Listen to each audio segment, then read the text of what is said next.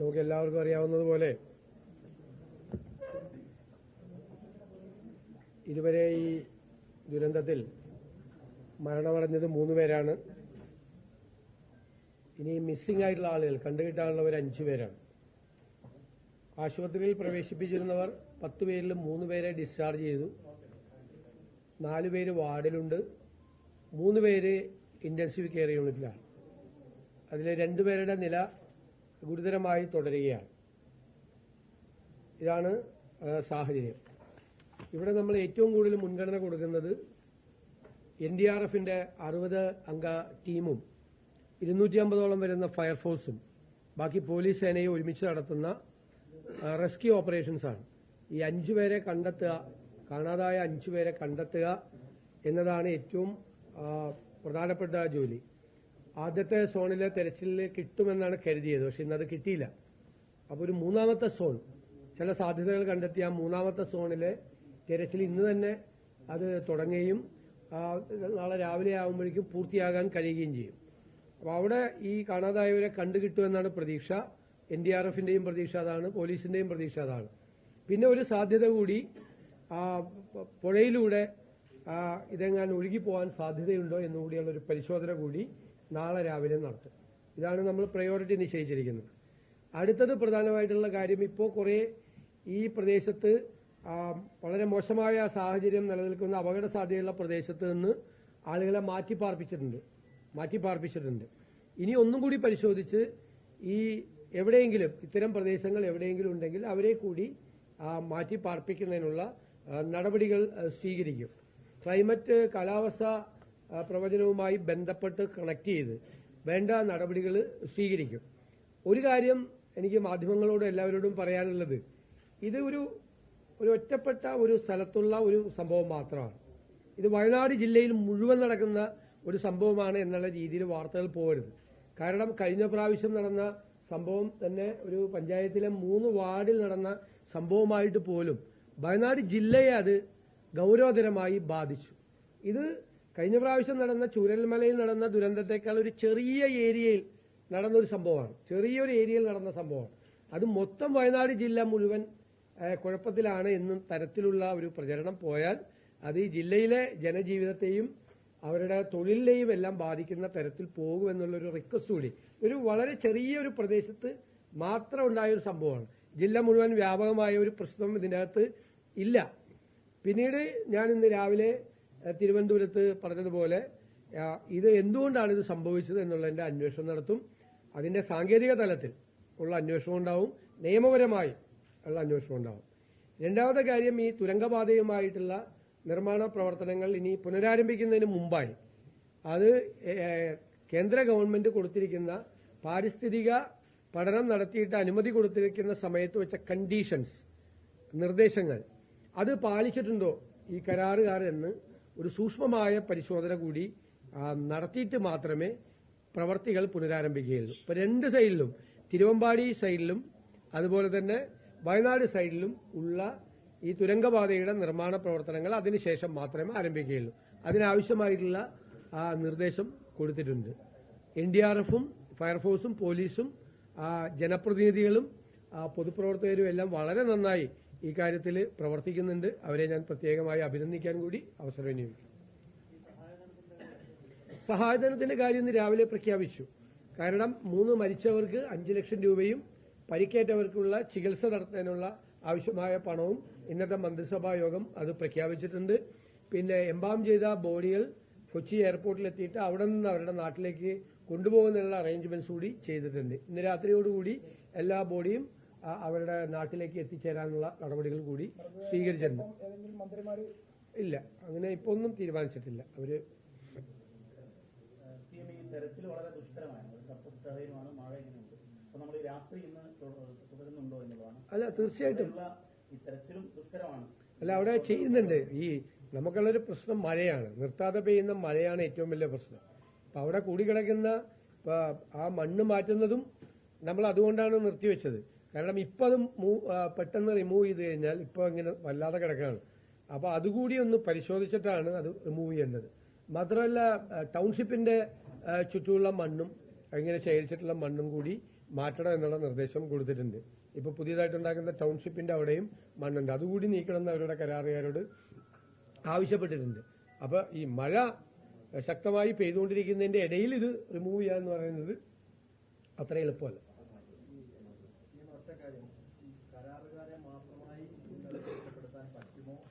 അല്ലല്ല, അത് ഞാൻ പറയില്ല, അന്വേഷണം നടക്കുകയാണ്. ആ അന്വേഷണം പ്രഖ്യാപിച്ച മന്ത്രിസഭയിൽ അധ്യക്ഷത വഹിച്ച ആളാണ് ഞാനിപ്പോ കരാറുകാരാണോ അല്ലെങ്കിൽ തുരങ്കപാതയാണോ എന്നുള്ളൊരു തീരുമാനത്തിലേക്ക് ഞാൻ എത്തുന്നതിൽ ഒരു അനൗചിത്യമുണ്ട്. എനിക്ക് പറയാൻ പാടില്ല. അത് തീർച്ചയായിട്ടും സാങ്കേതികവും നിയമപരവുമായിട്ടുള്ള അന്വേഷണം നടത്തി തീരുമാനിക്കേണ്ട ഒരു കാര്യമാണ്. തീരുമാനം വരട്ടെ. നാളെ രാവിലെ തന്നെ അത് ആരംഭിക്കും. അന്വേഷണം നടത്തുന്നതിന് മുമ്പ് തന്നെ മനുഷ്യനിർമ്മിതമായ ദുരന്തമാണ് ഇത് എന്നൊക്കെ പറഞ്ഞത്. അതല്ല, അത് നമുക്ക് അല്ലല്ല, ഞാൻ പറഞ്ഞില്ല. അത് ഇപ്പോ അവര് വളരെ ഉത്തരവാദിത്വത്തോടു കൂടിയുള്ള 2 മന്ത്രിമാരെയാണ് നമ്മൾ അവിടെ അയച്ചത്. അവര് അവിടെ ചെന്ന് കാണുമ്പോൾ ഉണ്ടാകുന്ന പ്രാഥമികമായ വിവരങ്ങളുടെ അടിസ്ഥാനത്തിൽ അവർ മാധ്യമപ്രവർത്തകരോട് പറയും, നിങ്ങളത് ചോദിച്ചുകൊണ്ടിരിക്കുകയല്ലേ, നിങ്ങൾ ചോദിച്ചിട്ട് ഉത്തരം പറയുന്ന ഒരു കാര്യത്തിന് വേണ്ടി പിന്നീട് പിറ്റേ ദിവസം അങ്ങനെ പറയാമോ എന്ന് ചോദിക്കുന്നത് ശരിയല്ല.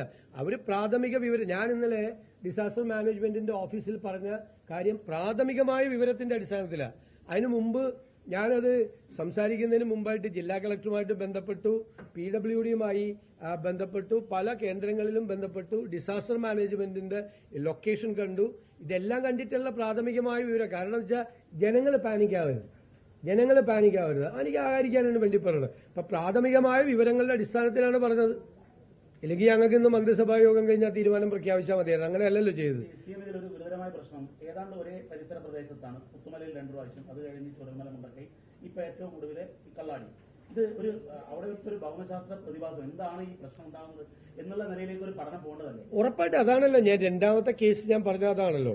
ഈ ടണലുമായിട്ട് ബന്ധപ്പെട്ട നിർമ്മാണത്തിന്റെ കാര്യത്തിൽ ഉള്ളടക്കം പഠിക്കണം. കാരണം ഇതിന്റെ അകത്ത് ഒരുപാട് അപകട സാധ്യതയുള്ള പ്രദേശങ്ങളുണ്ട്. ഇവിടുത്തെ ഞാൻ ഏറ്റവും കൂടുതൽ പരിഹസിക്കപ്പെട്ട ഒരാളാണ്, അറിയാലോ, ആക്ഷേപിക്കപ്പെട്ട ഒരാളാണ്. എന്ത് പറഞ്ഞതിന്റെ പേരില്ല? കൃത്യമായ പാരിസ്ഥിതിക ആഘാത പഠനം നടത്താതെ ടണലിന്റെ വർക്ക് തുടങ്ങരുതെന്നാണ് പറഞ്ഞത്. കാരണം ഞാൻ മണ്ണിന്റെ സ്ട്രക്ചർ കേരളത്തിൽ ലക്ഷക്കണക്കിന് വ്യത്യാസമുണ്ട്, ഭയങ്കര വ്യത്യാസമുണ്ട്. ഒരു ജില്ലയിൽ തന്നെ 1000കണക്കിന് ഡിഫറൻസ് ഉണ്ട് കേരളത്തിന്റെ മണ്ണിന്റെ ഘടന എന്ന് പറയുന്നത്. അതുകൊണ്ടാണ് ഹൈവേ നിർമ്മാണത്തിന് മുമ്പും കേരളിന്റെ നിർമ്മാണത്തിന് മുമ്പും ഞാനത് പറഞ്ഞത്. എന്നെ മണ്ണ് പരിശോധനാ വിദഗ്ധൻ എന്ന് പറഞ്ഞിട്ട് ഞാൻ പ്രതിപക്ഷ നേതാവായിരുന്നപ്പോൾ കളിയാക്കി. ഈ വയനാടിന്റെ മണ്ണിനൊരു പ്രത്യേകതയുണ്ട്, അത് ഫ്രജൈലാണ്, വളരെ ദുർബലമായ ഘടനയാണ്. അപ്പോൾ ഇനി വളരെ ശക്തിയായിട്ട് പാറ പൊട്ടിക്കുന്നത് ഉൾപ്പെടെയുള്ള നിർമ്മാണ പ്രവർത്തനങ്ങൾ നടക്കുമ്പോൾ, അല്ലെ, തുരങ്കം നിർമ്മിക്കുമ്പോൾ പാറ പൊട്ടിക്കേണ്ടി വരും, ഡിഗ് ചെയ്യേണ്ടി വരും, ഒരുപാട് വളരെ ബുദ്ധിമുട്ടേറിയ പ്രവർത്തനങ്ങൾ നടത്തേണ്ടി വരും. അങ്ങനെ ചെയ്യുമ്പോൾ ഉണ്ടാകുന്ന ഷെയ്ക്കിൽ ഈ ഫ്രജൈലായ ഈ ദുർബലമായ ഈ മണ്ണിന്റെ ഒരു ഘടനയുണ്ട്, അത് ചിലപ്പോൾ ലൂസാകാൻ സാധ്യതയുണ്ട്. ലൂസായി കഴിഞ്ഞാൽ നമ്മൾ അറിയില്ല. പിന്നീട് ഒരു കനത്ത മഴ പെയ്യുമ്പോഴാണ് ഈ ലൂസായ മണ്ണ് നേരെ താഴേക്ക് ഇരിക്കുന്നതും പാറ പൊട്ടിപ്പോകുന്നത്. അപ്പം അത് മുൻകൂട്ടി കണ്ടും അറിയാവുന്നവരോടൊക്കെ ചോദിച്ചും മനസ്സിലാക്കിയിട്ടാണ് അന്ന് ഇതൊന്ന് ശ്രദ്ധിച്ചിട്ട് ചെയ്യണമെന്ന് പറഞ്ഞത്. ഒരുപാട് നിങ്ങൾക്കറിയാലോ എന്തുമാത്രം ആക്ഷേപിക്കപ്പെട്ടു. ഉത്കണ്ഠ കൊണ്ടാണ് അത് പറഞ്ഞത്, ഭയം കൊണ്ടാണ് പറഞ്ഞത്. അല്ല, മണ്ണിന്റെ ഘടനയെക്കുറിച്ച് വിദഗ്ധനൊന്നുമല്ല. പക്ഷെ ഇതൊക്കെ ആളുകൾ, പൊതുപ്രവർത്തകരൊക്കെ അറിഞ്ഞിരിക്കേണ്ട കാര്യങ്ങളാണ്. കേരളത്തിന്റെ ഹൈവേയുടെ സമയത്തും പറഞ്ഞു, ഹൈവേ നിർമ്മാണത്തിനും ഇങ്ങനൊരു അപാകത പറ്റിയിട്ടുണ്ട്. ഹൈവേ നിർമ്മാണത്തിന് കേരളത്തിൽ എപ്പോഴും ഏത് കൺസ്ട്രക്ഷനും കേരളത്തിൽ മണ്ണ് പരിശോധന നടത്തിയിട്ടേ പാടുള്ളൂ.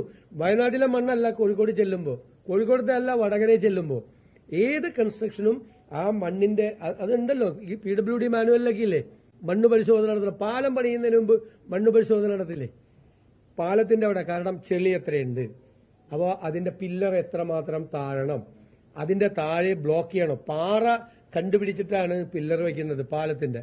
കാരണം മണ്ണ് ചെളിയാണെങ്കിൽ വീണ്ടും ഇത് പാലത്തിന്റെ വെയിറ്റ് വരുമ്പോൾ ഇത് താഴോട്ട് പോകും. അതുകൊണ്ട് കണ്ടിട്ടാണ് ഇത് ചെയ്യുന്നത്. നമ്മളൊക്കെ 10-25 വർഷം MLA ആയിരിക്കുമ്പോൾ ഈ നിർമ്മാണ പ്രവർത്തനങ്ങൾ കണ്ടതിന്റെ അനുഭവത്തിലാണ് അത് പറഞ്ഞത്. ഹൈവേ നിർമ്മാണത്തിന് പല സ്ഥലത്തും അത് ചെയ്തിട്ടില്ല. അവർ മറ്റ് സ്ഥലങ്ങളിൽ നോർത്ത് ഇന്ത്യയിലൊക്കെ ചെയ്യുന്ന മോഡലിലാണ് ചെയ്തത്. അതുകൊണ്ടാണ് എത്ര സ്ഥലത്താണ് തകർന്നു വീണത്. ഈ സ്ട്രക്ചർ തകർന്നു വീണത് എന്തുകൊണ്ടാണ്? മണ്ണിന്റെ ഘടന പഠിക്കാതെ അത് ചെയ്തുകൊണ്ടാണ്. അതുകൊണ്ടാണ് അത് പറ്റി. എത്ര സ്ഥലത്ത് തകർന്നു വീണ്? കേരളം മുഴുവൻ. ശരിയാണോ? മൂന്നൊന്നുമല്ല, ഇഷ്ടം പോലെ. മലബാറിലും മാത്രം. നിങ്ങൾ റിപ്പോർട്ട് ചെയ്ത 3 കാണും. എല്ലാം മൊത്തത്തിൽ സ്ഥലത്ത് എല്ലാ സ്ഥലത്തും ആ പ്രശ്നമുണ്ട്. അപ്പം നമ്മൾ ഇതൊക്കെ ഗൗരവതരമായി പഠിച്ച ഒരു പ്രദേശത്തിന്റെ, നിങ്ങൾ വളരെ പ്രധാനപ്പെട്ട ഒരു ചോദ്യമാണ് ഇതുമായിട്ട് ബന്ധപ്പെട്ട് ചോദിച്ചത്. തീർച്ചയായിട്ടും അതിന്റെ ഒരു, അതുകൊണ്ടാണല്ലോ ഞാൻ ടെക്നോ ലീഗൽ സ്റ്റഡി എന്ന് പറഞ്ഞു.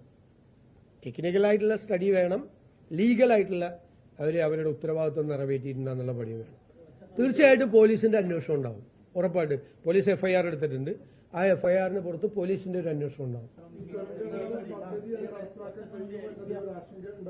അല്ല, അത് വരട്ടെ. ഞാൻ പറഞ്ഞല്ലോ, വരട്ടെ. നമ്മൾ എന്താണ് ഏറ്റവും പ്രധാനം? നമ്മുടെ ഫസ്റ്റ് പ്രയോറിറ്റി എന്താ? മനുഷ്യ ജീവന്റെ സംരക്ഷണവും നമ്മുടെ വസ്തുവകകളുടെ സംരക്ഷണവും നമ്മുടെ നാടിന്റെ സംരക്ഷണവും. അതാണ് നമ്മുടെ ഒന്നാമത്തെ പരിഗണന. അതിന് ദോഷം വരുന്ന ഒന്നും ഉണ്ടാകാൻ പാടില്ല. അല്ലാതെ ഒരു നിർമ്മാണ പ്രവർത്തനം തുടങ്ങി അത് ചെയ്ത് അത് സ്റ്റോപ്പ് ചെയ്യാനല്ല നമ്മൾ ഈ പറയുന്നത്. പക്ഷേ ഇപ്പൊ തന്നെ തുടങ്ങിയപ്പോഴാണ് ഈ ഒരു ഇതുണ്ടായത്. ആ തുടങ്ങിയതിരിക്കേണ്ട കാരണം കൊണ്ടാണോ ഇത് സംഭവിച്ചിരിക്കുന്നത്? അല്ലെ മണ്ണ് കൂട്ടി അവിടെ ഇരിക്കുന്നത് കൊണ്ട്, അവിടെ വെള്ളം കെട്ടി നിന്നതുകൊണ്ടാണ്?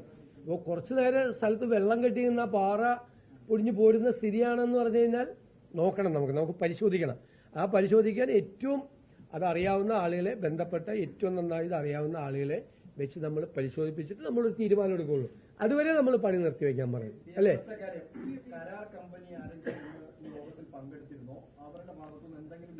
അല്ല, ഈ യോഗത്തിൽ കരാർ കമ്പനിക്കാരെ വിളിച്ച യോഗമല്ല. ഇതിന്റെ റെസ്ക്യൂ ഓപ്പറേഷനും റീഹാബിലിറ്റേഷനും വേണ്ടിയിട്ടും യോഗം വിളിച്ച യോഗമാണ്.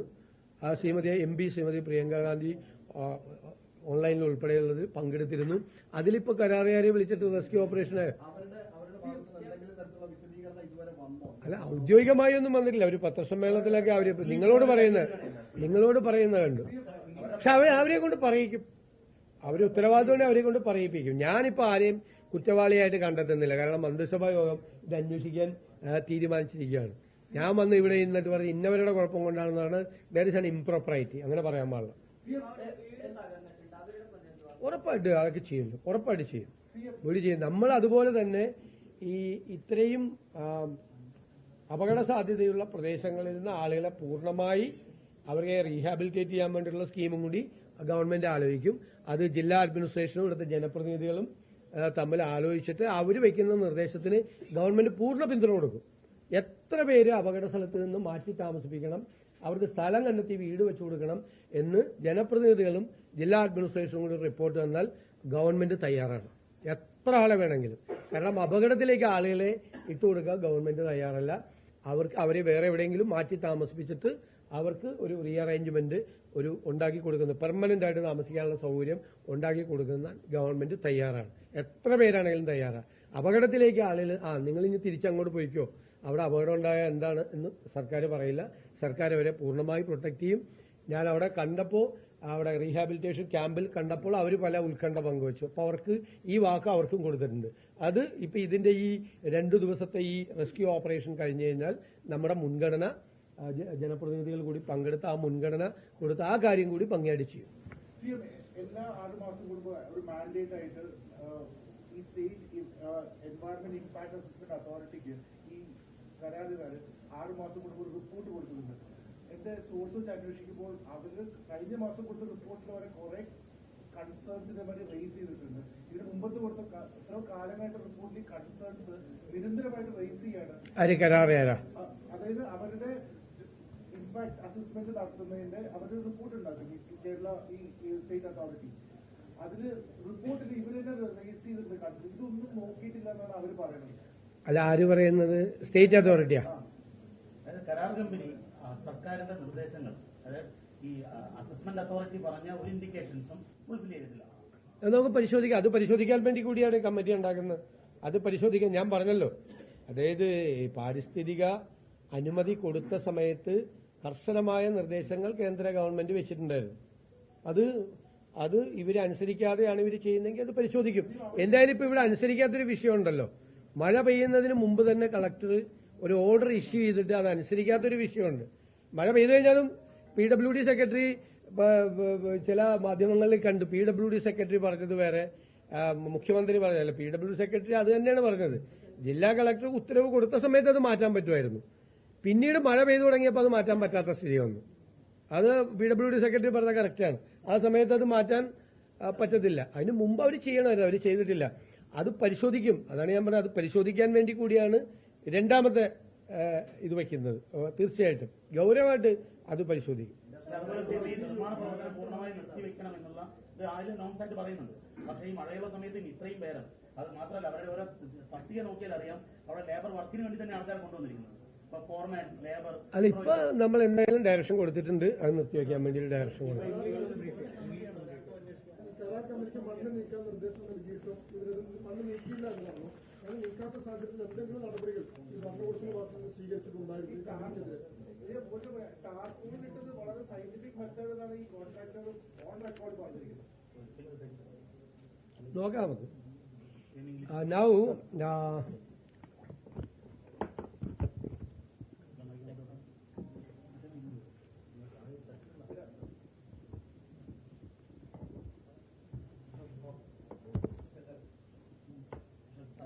yesterday there was a low-level landslide in the Wayanad district in a particular area.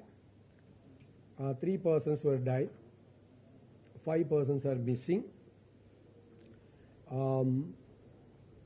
Around 10 persons were hospitalized. 3 of them discharged, 3 are serious, 4 are okay. And we have started within hours the rescue operations. But there is a 2 team of NDRF there, and a big force of fire force, state fire force is there, and the police is there, state police is there. They are jointly doing the rescue operations, and they have completed a zone 1 and zone 2. Today they will start the zone 3 area to find out these missing 5 persons. And we have rehabilitated all the families from the vulnerable areas also. This is in a short span, a short area. Not the entire district is affected. In only a single panchayat ward, in a small area, this was affected. Not in the district, nothing happened in the rest of the parts of the district. This is a small area, this thing was happened. And a tunnel road is constructing in this way. So we have to check. We have today's cabinet meeting, appointed 2 teams to investigate into what happened in the accident. And that is a techno-legal study. And the police has registered a case. They will investigate whether the contractor is involved in this matter, because the district administration on 20th of last month issued an order to remove the debris from this area. Unfortunately, the contractors, the major contractor is the Konkan Railway, and they subcontracted this work to somebody, and they have not obeyed the order issued by the district collector, and she is also the chairman of the disaster management authority also. They have not obeyed. We will check, the police and the techno-legal committee will check what is the reason for this accident. And another thing, we have asked to stop the construction work of this tunnel from both ends, both districts in Calicut and Wayanad. We will check because when the government of India has given the environment clearance, they have imposed very strict conditions. It was more than 50 conditions strict.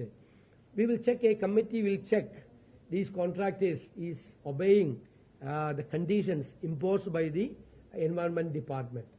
So after then it will be reopened. This work we will check it can be reopened or not. That anyway we have appointed 2 committees. Then they will check. This is a fact finding and a legal matter is also. There is an impropriety if I am saying that this is the reason.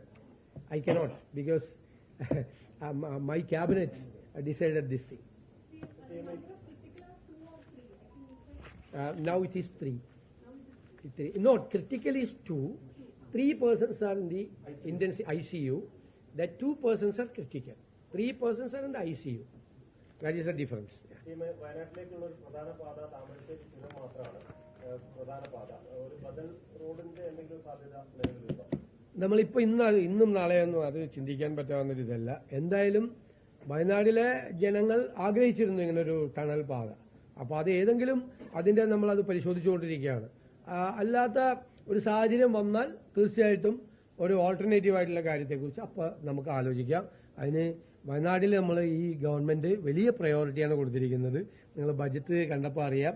Medical കോളേജിന്റെ കാര്യത്തിൽ, വയനാട് പാക്കേജിന്റെ കാര്യത്തിൽ, മറ്റേ tribal യൂണിവേഴ്സിറ്റിയുടെ കാര്യത്തിൽ ഉൾപ്പെടെ, പിന്നെ brand Wayanad ഉൾപ്പെടെയുള്ള കാര്യത്തിൽ ഒരുപാട് പ്രാധാന്യം, ഒരു കാലത്ത് ഒരു ബജറ്റിലും കേരളത്തിൽ കിട്ടാത്ത പ്രാധാന്യമാണ് ഈ ജില്ലയ്ക്ക് വേണ്ടിയിട്ട് കൊടുത്തിരിക്കുന്നത്. അതെല്ലാം വളരെ ടൈം ബൗണ്ടഡായി വളരെ ഭംഗിയായിട്ട് നമ്മൾ ഇപ്പോൾ 100 ദിവസത്തെ കർമ്മ പരിപാടിയിൽ പോലും ഈ പദ്ധതികൾ പലതും പെടുത്തിയിട്ടുണ്ട്.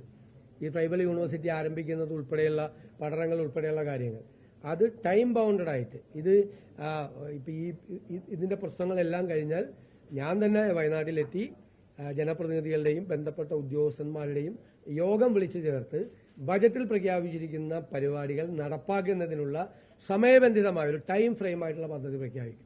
അത് നേരിട്ട് തന്നെ ഇപ്പോൾ ഇവിടുന്ന് മന്ത്രിയുണ്ട്, അതുപോലെ MLA മാരുണ്ട്, ജനപ്രതിനിധികളുണ്ട്, അവരെല്ലാം പങ്കെടുപ്പിച്ചുകൊണ്ട് വളരെ ഭംഗിയായിട്ട് ബജറ്റിൽ പ്രഖ്യാപിച്ചിരിക്കുന്ന പരിപാടികൾ വയനാടിന് വേണ്ടി നമുക്കത് വയനാടിനൊരു ഇമ്പോർട്ടൻസ് ഈ ബജറ്റിൽ കൊടുത്തിട്ടുണ്ട്. ഇതുവരെ കൊടുക്കാത്തൊരു ഇമ്പോർട്ടൻസ് കൊടുത്തിട്ടുണ്ട്. പ്രഖ്യാപനം മാത്രം പോയല്ലോ, ഡെലിവറി വേണം. ആ ഡെലിവറി കൂടി ഉണ്ടാകുന്ന കാര്യത്തിൽ ഉറപ്പുവരുത്തും.